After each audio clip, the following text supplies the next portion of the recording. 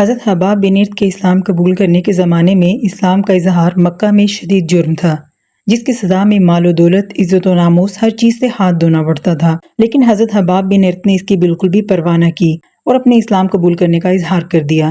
یہ غلام تھے، اس لیے ان کا کوئی بھی مددگار نہ تھا۔ کفار نے ان پر ظلم و ستم کے پہاڑ توڑ دیے۔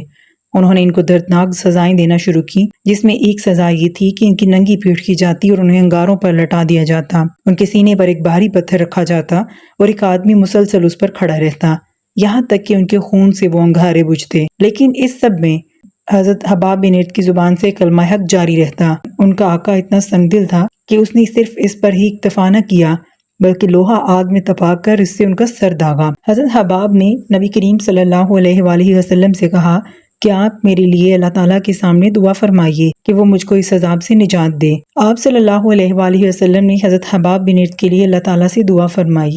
اللہ تعالیٰ نے یہ دعا قبول کی اور حضرت حباب کو اپنے سنگ دل آقا سے نجات ملی۔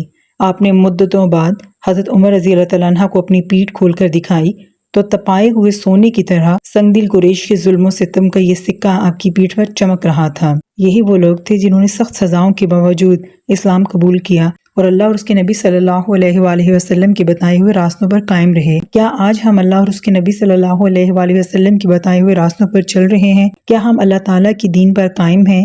کیا ہم اس کا حکم مانتے ہیں؟ ہمارے لیے سوچنے کا وقت ہے، کیا ہم اللہ اور اس کے نبی صلی اللہ علیہ وآلہ وسلم کے بتائے ہوئے راستوں پر چل رہے ہیں؟ ہمارے چینل کو لائک اور سبسکرائب کریں تاکہ اسلام کا پیغام ہر مسلمان تک پہنچ سکے۔